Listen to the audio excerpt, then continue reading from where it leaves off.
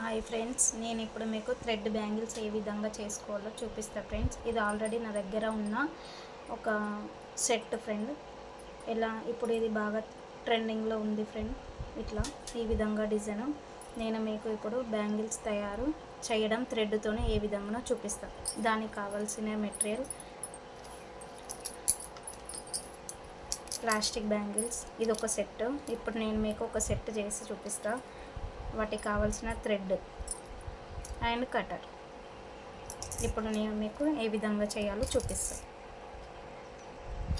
ఇప్పుడు మనం థ్రెడ్ ఒక 10 వరుసలు ఈ విధంగా తీసుకొని మంచిగా సమానం కట్ చేసుకొని దీనికి గమ్ అప్లై చేయాలి.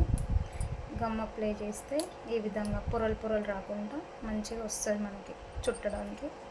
ఇప్పుడు దీన్ని ఇట్లా లోపల నుంచి ఇట్లా పెట్టుకోవాలి.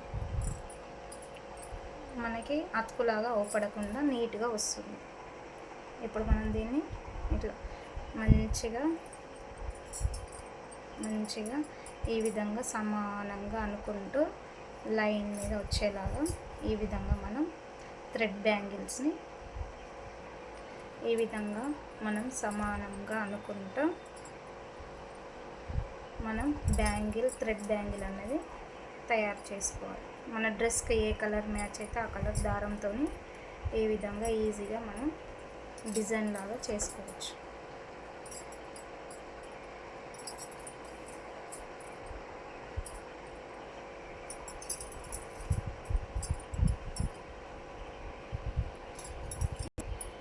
ఇక్కడికి వెళ్ళినాం ఇట్లా ఈ విధంగా ఇట్లా సమానంగా తీసుకోవాలి.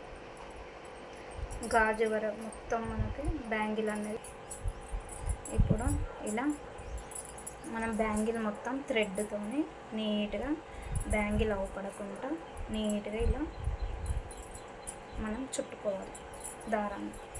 ఇప్పుడు ఈ కొసకు వచ్చిన తర్వాత ఇక్కడ మనం దీన్ని సమానంగా కట్ చేయాలి. ఇప్పుడు దీనికి మనం గమ్ముతోని ఈ విధంగా మనం అప్లై చేయాలి. ఇలా మొత్తం థ్రెడ్తోని ఇలా మొత్తం మనకి బ్యాంగిల్ అనేది తయారవుతుంది. ఇప్పుడు ఇంకొక కలర్ దారంతో ఇంకొకటి చేద్దాం బ్లౌజ్. ఇప్పుడు మనం దీనికి థ్రెడ్ అనేది మొత్తం కంప్లీట్ అయిపోయింది. ఇప్పుడు దీనికి మనం కుందన్స్ అనేది స్టిక్ చేసుకున్నాం. అది ఎలానో మీకు చూపిస్తాను. ఇప్పుడు మనం దీనికి కుందన్స్ ఈ విధంగా అతుకు పెట్టుకోవాలి ఫ్రెండ్స్. గమ్ అనేది అటు ఇటు పోకుండా నీట్గా మనకి ఉండాలి.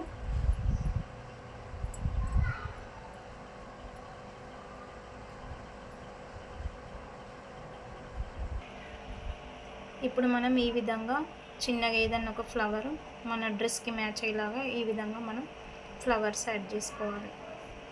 ఈ విధంగా మనం ఫ్లవర్స్ నీట్గా పెట్టుకోవాలి ఫ్రెండ్స్.